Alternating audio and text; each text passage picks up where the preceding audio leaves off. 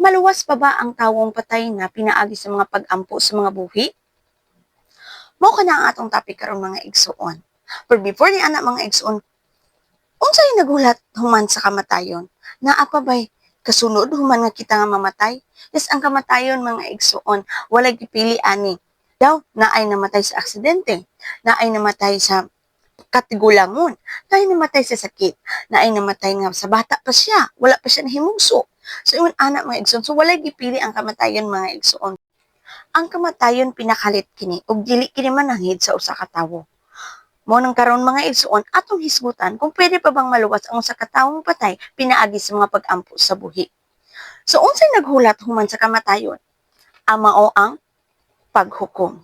Unsa kining paghukom mga igsoon? Sa Hebrehanon 9:27, ang tanan kinahanglan mamatay sa makausa, ug tapos niya na, hukman siya sa Dios. Ang sunod sa kamatayon mga igsoon mao ang paghukom. Ang matag kalag nga mopanaw ni ining kalibutana, moatubang gayud sa Dios ug mohatag og husay sa iyang kinabuhi.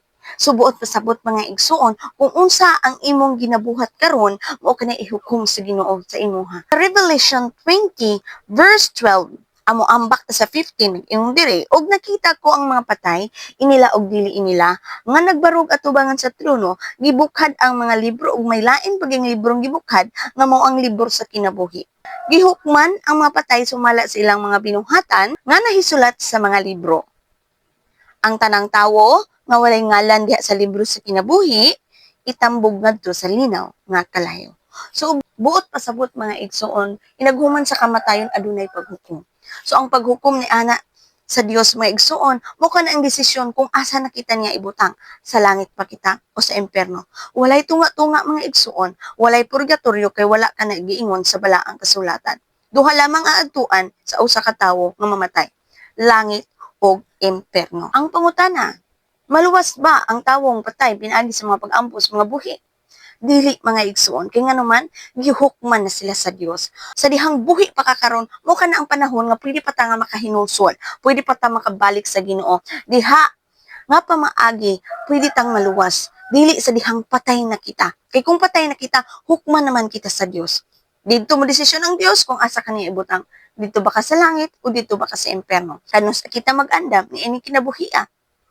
Ang tubag mga igsoon is karon kita mag-andam mintras buhi pa kita. Dili kita mangandam sa dihang patay na ta kay nganuman.